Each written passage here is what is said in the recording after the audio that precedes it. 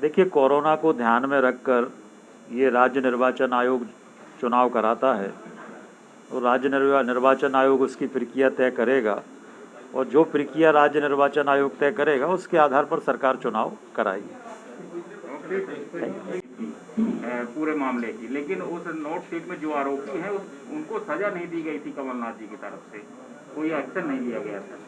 देखिए, ये बात हम लोग पहले से कह रहे हैं कि इंटेलिजेंस का इनपुट उस समय सरकार को था, और अगर इंटेलिजेंस के इनपुट को देखा गया होता तो उसी समय कार्रवाई हो जाती और प्रदेश की जनता को ये जो घटिया चावल बांटा गया है या घटिया गेहूं की कहीं पर शिकायत आ रही है तो इस स्थिति का सामना नहीं करना पड़ता।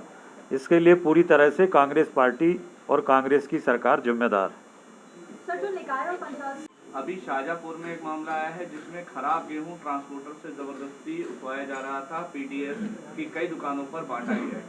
तो क्या आपको लगता है कि पूरे दायरे की जो कुछ जांच पूरे का दायरा बढ़ाया जाना चाहिए, सबको इसमें लेना चाहिए? देखिए, निश्चित रूप से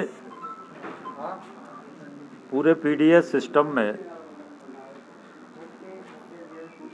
कई स्थानों पर बड़े रैकेट काम कर रहे हैं और जहाँ जहाँ की जानकारी सरकार को आ रही है वहाँ वहाँ के जांच के आदेश हो रहे हैं।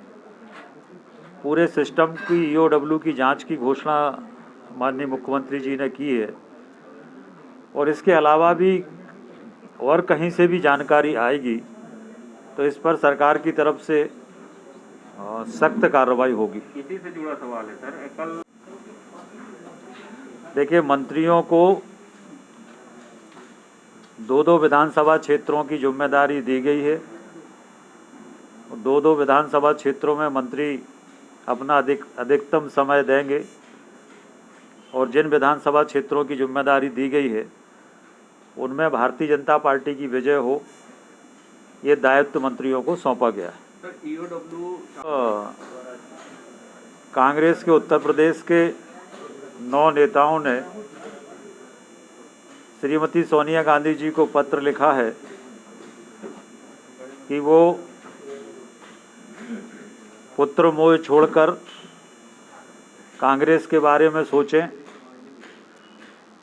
और नहीं तो कांग्रेस इतिहास की पार्टी हो जाएगी। जैसा डायनासोर को हम लोगों को इतिहास के पन्नों में देखना पड़ता है उसी तरह से कांग्रेस को देखना पड़ेगा, ऐसा 9 नेताओं ने सोनिया जी को पत्र में लिखकर कहा। भाजपा के कैंपेनिंग वो भी कर रहे हैं, आप लोग भी कर रहे हैं, ग्वालियर चंबल में भी जाने वाले हैं और आज उनका दिल्ली का दौरा भी है आज के बाद में। क्या लगता है कि चुनाव जो है कितना टफ फाइट लगती है आपको? देखिए, चुनाव एक तरफा है। भारतीय जनता पार्टी सभी 27 सीटों पर जीतेगी। चुनाव में तब मुकाबला होता है जब सामने को कोई हो। आधी सीटें 27 में से ऐसी हैं जहां पर कांग्रेस के पास प्रत्याशी नहीं है। मध्य प्रदेश में कांग्रेस के पास कोई लोकप्रिय चेहरा नेतृत्व के रूप में नहीं है, कोई मुद्दे नहीं है।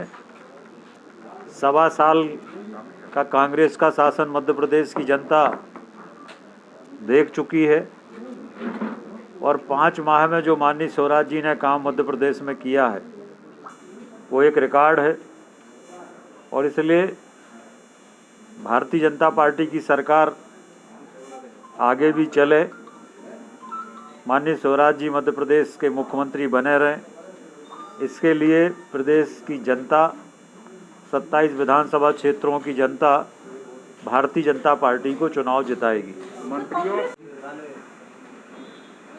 देखिए, 9 सितंबर को हमारे देश के यशस्वी प्रधानमंत्री माननीय नरेंद्र मोदी जी मध्य प्रदेश को बड़ी सौगात देने जा रहे हैं। जो भारत सरकार की स्ट्रीट वेंडर योजना है उस योजना के अंतर्गत मध्य प्रदेश ने देश में रिकॉर्ड बनाया है और हम देश में पहले स्थान पर इस योजना में है। अभी तक हम लोगों ने 1,15,115 करोड़ की राशि स्ट्रीट वेंडर योजना के लिए स्वीकृत की है। उन सभी हितग्राहियों को 9 तारीख को माननीय प्रधानमंत्री जी के द्वारा स्ट्रीट वेंडर योजना की शुरुआत की जाएगी